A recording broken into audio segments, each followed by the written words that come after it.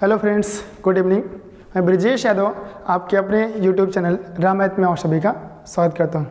आज दोस्तों हम सीख रहे थे परसेंटेज। ये परसेंटेज का तीसरा वीडियो होगा आपका। परसेंटेज की अभी भी कई सारे वीडियो आएंगे, क्योंकि आपको पता है कि मेरा जो वीडियो होता है वो 10 से 15 मिनट का या मैक्सिमम 20 मिनट का होता है।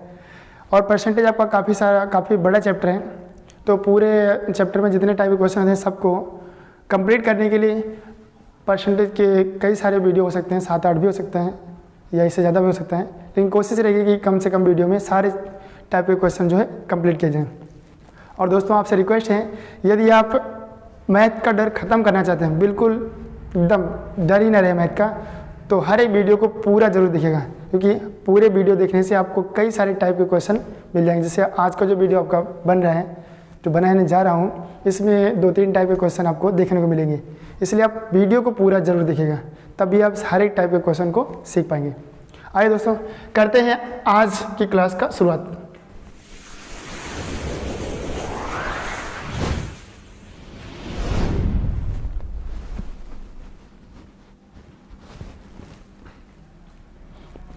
आइए दोस्तों करते हैं पहले क्वेश्चन के साथ आज का शुरुआत। लिखा हुआ है, यदि ए की आय बी की आय से 10% अधिक हो तो बी की आय ए की आय से कितने परसेंट कम है। ठीक है, यहाँ पे कह रहा है कि जो ए की इनकम है वो बी की इनकम से 10% ज़्यादा है। ठीक है, तो पूछ रहे हैं तो बी की जो इनकम है वो ए की इनकम से कितना परसेंट कम है। इतनी सी बात है। कह रहा है कि ए की इनकम बी की इनकम से 10% ज़्यादा है, तो बी की जो इनकम है वो ए की इनकम से कितना परसेंट कम है। इतनी सी बात है। ठीक है, देखिए आइए इसको बिल्कुल फास्ट बनाते हैं। देखते ही क्वेश्चन कह रहा है कि यहाँ देखिए, कह रहा है 10% अधिक। ध्यान दीजिएगा इस वर्ड को, 10% अधिक। आपको एक कॉन्सेप्ट सिखाते हैं, जब इस तरीके का क्वेश्चन आ जाए कि ए की आय बी की आय से ज़्यादा है, ठीक है, तो बी की आय ए की आय से कितना कम है। इस टाइप का जब भी क्वेश्चन आपको मिले तब वो करना क्या है, सीधे सीधे लिखेगा। समझ लिया बराबर से, एक बार लिखा होगा। एक तरफ लिख लेंगे आप अधिक और एक तरफ लिखेंगे कम। एक तरफ अधिक लिखेंगे और एक तरफ कम। अधिक में आपको लिखना है यक्स अपान वाई और कम में लिखना है यक्स अपान एक्स प्लस वाई। हमेशा कम में x upon x plus why he आएगा और हमेशा अधिक में यक्स अपान वाई ही आएगा। बात को समझिएगा। यहाँ अगर कह दिया जाए कि 20% ज़्यादा है, ठीक है, कि किसी की आय जो है या यक्स की आय वाई की आय से 20% ज़्यादा है, तो 20% ज़्यादा, इसका मतलब ये अधिक वाला समझेंगे। क्या समझेंगे? अधिक। क्या समझेंगे? अधिक। 20% का फ्रैक्शन क्या होता है? 1/5। कितना होता है? 1/5। तो इधर क्या होगा? कम। क्या होगा? कम। कम होगा, अधिक कम होता है, तो 20% का फ्रैक्शन 1/5। देखिएगा यहाँ पर क्या लिखा हुआ है? X upon y. इसको हम लिख सकते हैं कि यक्स अपान वाई, यानी कि एक्स का मान 1 है तो वाई का मान 5 है। देखिए कम में क्या लिखना है हमें? यक्स अपान एक्स प्लस वाई। कम में क्या लिखना है? एक्स अपान एक्स प्लस वाई। यक्स अपान एक्स प्लस वाई। तो देखिएगा एक्स का मान 1 है तो 1 लिखिएगा। यहाँ देखिए वाई का मान कितना है? 5 है, लेकिन यहाँ पर एक्स और वाई दोनों लिखना है, एक्स प्लस वाई जोड़ करके, तो 5 1 6, 1 क्या आ जाएगा? 6। ठीक है, जब 20% था, 20% अधिक था तो 1/5 हुआ, तो कम के लिए क्या हो जाएगा? 1/6। और 1/6 का जो परसेंट होता है वो कितना होता है? 16 सही 2/3%। ये चीज़ आपको पहले वीडियो में सिखाया गया है कि 16 से 2/3% का फ्रैक्शन कितना होता है? 1/6। अगर ऐसा कह दें कि एक्स की आय वाई की आय से 20% ज़्यादा है, तो वाई की आय एक्स की आय से कितना परसेंट कम है, तो आपका आंसर क्या आएगा? 16 से 2/3%। बात को समझिएगा, एक बार फिर से बताते हैं। अधिक में हमेशा एक्स अपान वाई लिखा जाएगा। देखिए 20% था तो 20% को हम 20% नहीं पढ़ेंगे, क्या पढ़ेंगे? 1/5। क्यों? क्योंकि 20% को जब आप बदलेंगे फ्रैक्शन में तो 20/100 होगा। 20 का नाम 20, 20 पंचे 100, यानी कि 1/5। 1/5 होता है। ठीक है, 20% का फ्रैक्शन 1/5 होता है। देखिए यहाँ पर हमने कहा यहाँ क्या होता है? यक्स अपान वाई, तो यक्स का मान 1 आ गया और वाई का मान 5 आ गया। इधर जब भी एक्स अपान वाई होता है, इधर से अगर इधर जाएंगे तो यक्स अपान वाई से यक्स अपान एक्स प्लस वाई मिलेगा, और अगर कम से ज़्यादा की ओर आते हैं तो यक्स अपान एक्स प्लस वाई लिखा मिलेगा और यक्स अपान वाई में हमें लिखना होगा। दूसरी बात समझिएगा, क्या देखिए यहाँ कह दिया गया कि 20% का फ्रैक्शन 20% ज़्यादा है, तो 20% का फ्रैक्शन कितना हो गया 1/5। तो कम के लिए क्या हो जाएगा 1/6। क्यों? क्योंकि x का मान 1 ही लिखेंगे, x + y 5 1 6 1/6 हो गया। 1/6 का जो परसेंट बनेगा वो क्या बनेगा 16 से 2/3%। अगर यही बात वो कह देता कि x की आय y की आय से 20% कम है। कितना कम है? 20% कम है। तो y की आय x की आय से कितना % ज़्यादा है? तो हम कम की तरफ लिखते हैं, लेकिन 20% ना लिखते, क्या लिखते हैं 1/5। क्या लिखते हैं 1/5। तो इधर आने पर क्या होता है ये 1/4। अब कहेंगे 1/5 था तो 1/4 कैसे हो गया? अधिक के लिए ज़्यादा होना चाहिए था भाई। परसेंट में ज़्यादा हो रहा है, लेकिन आपको फ्रैक्शन में दिख रहा है ना 1/4, ये संख्या कम हो रही है, बाकी इसका मान क्या है ज़्यादा हो रहा है। देखिए ध्यान से, ये क्या है x/x + y होता है। क्या होता है x/x + y, यानी कि x का मान 1 और x + y का मान क्या है 5। अगर हम x + y में से x निकाल दें तो क्या बचेगा y, और इधर हम क्या लिखते हैं x/y लिखते हैं ना, इधर क्या लिखते हैं x/y। तो x + y में से x को निकाल दीजिए, यानी कि 5 में से 1 को निकाल देंगे, क्या बचेगा 4। ऊपर x था, x का मान 1 लिखा गया, नीचे y का मान 4 आ गया। 1/4 का परसेंटेज कितना होता है 25%। क्या होता है 25%। तो ये क्या आ जाएगा 25%। बिल्कुल इसी बेस पर, इसी कॉन्सेप्ट पर ये वाला क्वेश्चन आपका बनने वाला है, इसीलिए इस चीज़ को हम सिखाए हैं। अगर आप सीख गए हैं तो ध्यान से देखिएगा, कह रहा है कि यदि ए की इनकम बी की इनकम से 10% ज़्यादा है, यानी कि ए की आय बी की आय से 10% ज़्यादा है, अधिक है, तो बी की इनकम यानी कि बी की आय ए की आय से, ए की इनकम से कितना % कम है। ध्यान से देखिएगा, यहाँ पर अधिक वाला दिया गया है। क्या दिया गया है? अधिक वाला, यानी कि x/y दिया गया है। 10% का फ्रैक्शन 1/10, 1/10 हुआ। इधर जाएगा तो क्या हो जाएगा x/x + y, यानी कि 1/10 में 10 1 11, 1/10 में 10 1 11। और 1/11 को जब हम परसेंट में देखेंगे तो ये होता है आपका 9 सही 1/11%। क्या होता है 9 से 1/11%। क्लियर हुआ? बात को समझे? एक बार दोबारा से देखिएगा, पूरा मिटा के लिखते हैं, ठीक है। अब ये हम अधिक कम सब मिटा देते हैं, ध्यान से देखिएगा बस एक बार और। कह रहा है कि ए की आय बी की आय से 10% अधिक है, ठीक है। ए की इनकम जो है वो बी की इनकम से 10% ज़्यादा है। ज़्यादा का मतलब 1/10। जब ज़्यादा इधर आ गया तो कम के लिए क्या होगा 1/11। क्यों ऐसा होगा? क्योंकि ये है x/y। क्या है x/y। इधर क्या होना चाहिए x/x + y। ये परमानेंट होना चाहिए ऐसा, ठीक है। कम वाले पर x/x + y होगा, अधिक वाले पर x/y होगा। जब अधिक वाला 1/10 है तो कम वाला 1/11 हो जाएगा। कितना हो जाएगा 1/11।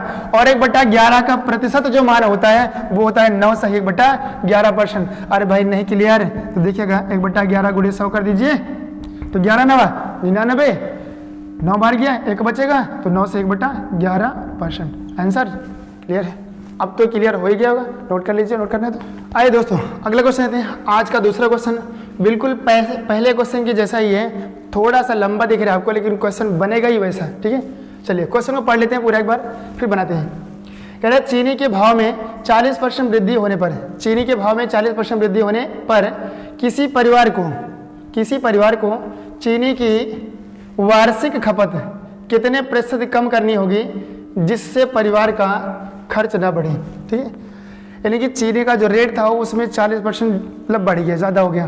तो बता रहा है उस फैमिली को कितना अपना जो है चीनी का जो खर्च है वो कितना कम कर ले ताकि पूरे परिवार का जो खर्च है वो बढ़े ना, मतलब जितना था उतना था। मतलब अगर 100 रुपये का खर्चा आ रहा था एक साल में चीनी का, तो चीनी का दाम बढ़ने के बाद भी वो 100 रुपये खर्चा है वो अपना चीनी का जो खर्च है उतना कम कर ले। तो कितना कम करें वही पूछ रहे हैं, ठीक है।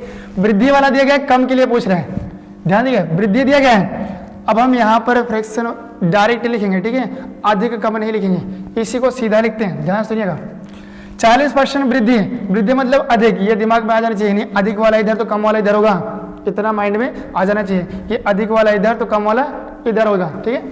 40% वृद्धि, 40% का फ्रैक्शन 2/5। देखिए जब अधिक वाला 2/5 है तो कम वाला कितना होगा 2/7। क्या होगा 2/7। कुछ लोग सोचेंगे यहाँ 7 नहीं 3 होना चाहिए था। 3 नहीं होगा भैया, क्योंकि जब यहाँ बट्टा में मान अगर बढ़ता है तो उसका प्रतिशत मान कम होता है। अगर बट्टा में मान घटा, मतलब ये जो 5 है ये 5 बजाय 3 हो गया तो प्रतिशत मान ज़्यादा हो जाएगा। ठीक है, देखिए 2/5 अधिक वाला कितना था 2/5, तो कम वाला कितना होगा 2/7। कितना होगा 2/7। क्लियर हो जाना। अब ध्यान से सोचिए एक बार, हमने पढ़ा है कि 1/7 बराबर होता है 14 सही 2/7%। कितना 14 सही 2/7%। जब 1/7 का मान 14 सही 2/7% है तो ये तो उसका दुगना है। दुगना का मतलब 14 दूना 28, यानी कि 28 सही में आएगा। तो 28 सही में भैया एक ही ऑप्शन है, 28 सही 4/7%। यहाँ इसको लिख सकते हैं कि 2 गुणे में 1/7, 2 गुणे में 1/7, इसका मतलब 2 गुणे 1/7 का मान इतना रखिएगा, तो 14 सही 2/7%। ठीक है, अब इसको जब गुणा करवाएंगे तो 14 दूना 28 और इस 2 का गुणा इसमें भी होगा, तो 28 से 4/7% आपका आंसर हो जाएगा। 28 से 4/7%। चलिए आइए दोस्तों, आज अगला क्वेश्चन देते हैं। अगला क्वेश्चन आपका है, किसी वस्तु के मूल्य में पहले 10% की वृद्धि, किसी वस्तु के मूल्य में पहले 10% की वृद्धि तथा इसके बाद 20% की वृद्धि की गई, यदि अंतिम बढ़ा हुआ मूल्य 33 रुपये है, यदि अंतिम बढ़ा हुआ मूल्य 33 रुपये हो तो प्रारंभिक मूल्य कितना था। देखिएगा, यहाँ कह रहा है कि किसी वस्तु के मूल्य में पहले 10% की वृद्धि, उसके बाद में फिर से 10% की वृद्धि हुआ। कह रहा है लास्ट में जो बढ़ा हुआ मूल्य है वो 33 रुपया है। कितना है 33 रुपया, यानी कि 2 बार वृद्धि हुआ, एक बार 10% एक बार 20%।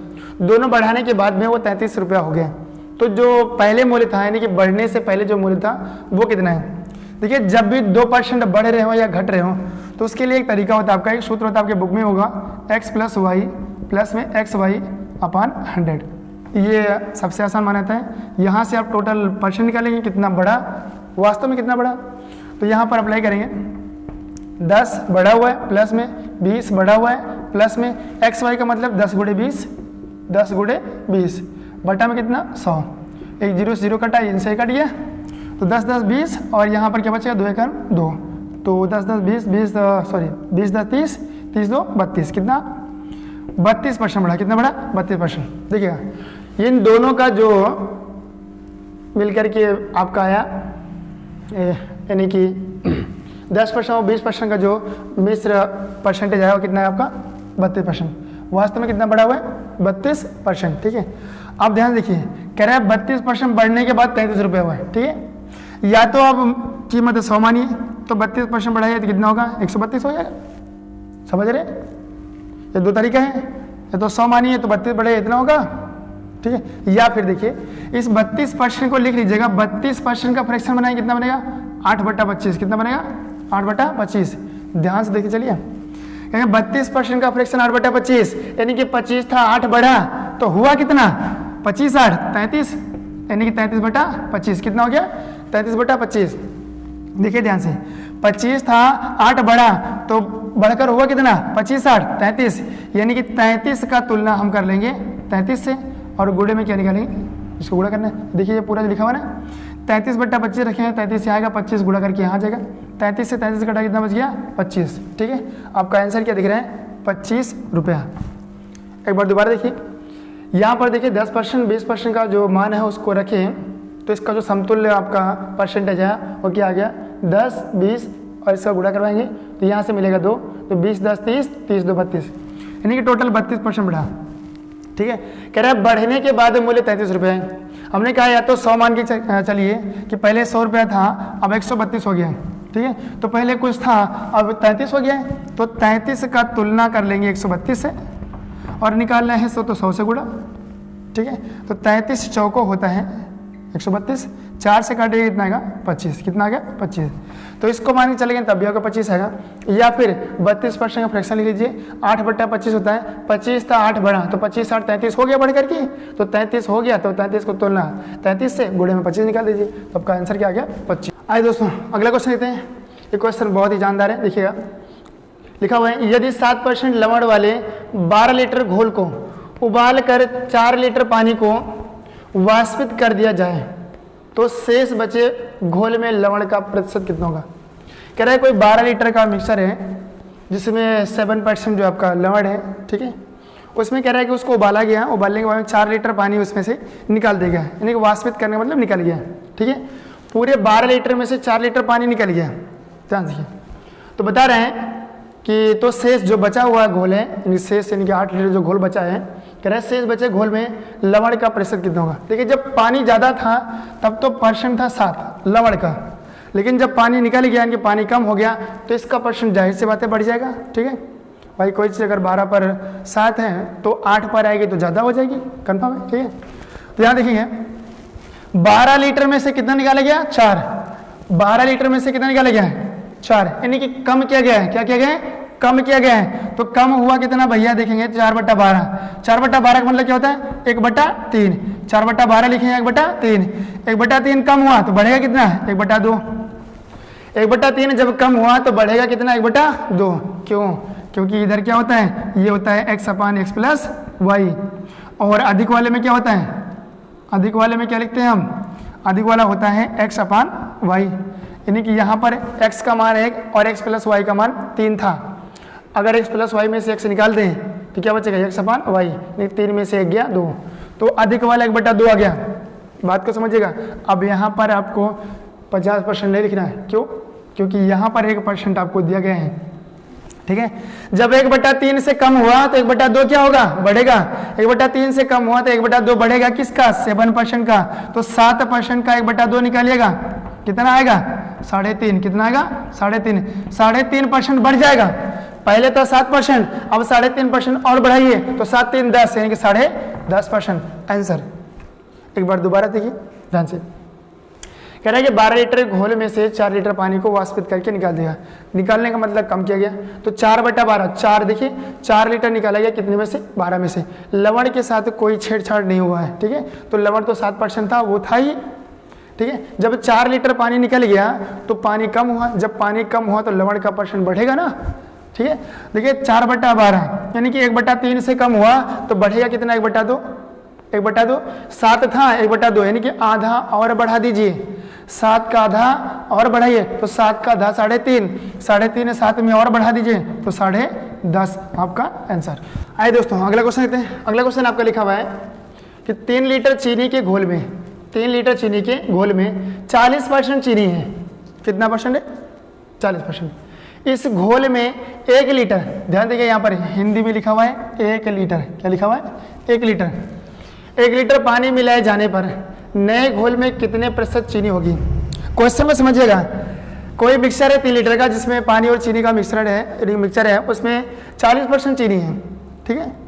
बाद में कह रहा है कि इस घोल में 1 लीटर पानी मिलाया गया, चीनी तो नहीं मिलाया गया ना, चीनी मिलाया नहीं गया, जब चीनी मिलाया नहीं गया पानी मिला दिया गया, इसका मतलब चीनी इस बार क्या होगा कम हो जाएगा, 40 से कम हो जाएगा, पक्का है, ठीक है। क्योंकि 40 यहाँ देखिए पूरे घोल में पानी मिलाया गया, चीनी तो मिलाया नहीं गया, जब पानी मिलाया गया इसका मतलब चीनी का जो परसेंट है वो पूरे घोल में क्या हो जाएगा कम हो जाएगा। आगे कह रहा है पानी मिलाए जाने पर नए घोल में कितने प्रतिशत चीनी होगी। ध्यान से देखिएगा, इस बार कह रहे हैं, ध्यान देखिए, इस बार ये कह रहे हैं कि 3 लीटर का घोल है, ठीक है, जिसमें 40% चीनी है, कितना परसेंट है 40%, ठीक है। आगे बता रहे हैं इस घोल में 1 लीटर पानी मिलाया गया, कितना मिला गया 1 लीटर, कितने पर 3 पर, तो 1/3 ज्यादा हुआ, कितना ज्यादा हुआ 1/3, 1/3 बढ़ा, 1/3 बढ़ा तो कम कितना होगा 1/4, जब 1/3 बढ़ा तो कम कितना होगा 1/4। अब यहाँ 1/4 का परसेंट नहीं लिखना आपको, क्यों, क्योंकि ये परसेंट दे दिया गया है 40% चीनी है, ठीक है। यहाँ देखिए ध्यान से, हमने कहा कि 3 लीटर की चीनी के घोल में 40% चीनी है, इस घोल में 1 लीटर पानी मिलाया गया, तो 1 लीटर बढ़ा कितने पर 3 पर, यानी कि 1/3 से बढ़ा, 1/3 ज्यादा हुआ तो कम कितना होगा 1/4, क्यों, क्योंकि यहाँ x/y होता है और यहाँ क्या होता है x/x प्लस वाई। तो भैया यहाँ देखिए x का मान 1 y का मान 3, तो x का मान 1 लिखे कोई दिक्कत नहीं, यहाँ x प्लस वाई 3 1 4 लिख दे। अब 1/4 कम होगा किसका, इसी 40% का तो कम होगा 1/4, 1/4 कम कीजिए तो 40 का 1/4 कितना आएगा 10, यानी कि 10 कम कर दीजिए, 10 कम कीजिए 40 में से कितना बचेगा 30%। कितना बचेगा? 30%। क्लियर हुआ? क्लियर हुआ आपको कि नहीं क्लियर हुआ? ठीक है, चलिए देखिए दोबारा से देख लेंगे। 1 लीटर बढ़ाएगा 3 पर, 1/3 बढ़ा तो कम कितना होगा? 1/4। 1/4 कम होगा कितने पर? 40 पर। 40 का 1/4 कितना? 10, यानी कि 10 कम हुआ तो बचा कितना? 30। कितना बचा? 30 आंसर। आइए दोस्तों आज का अंतिम क्वेश्चन लेते हैं। क्वेश्चन आपका है सेब के मूल्य में 25% कमी होने पर, सेब के मूल्य में 25% कमी होने पर एक ग्राहक को 240 रुपये में 2 किलोग्राम अधिक सेब 2 किलोग्राम अधिक सेब 2 किलोग्राम अधिक सेब मिलते हैं। ठीक है, कह रहा है घटा हुआ प्रति किलोग्राम मूल्य कितना है? ठीक है, घटा हुआ मूल्य प्रति किलोग्राम कितना है?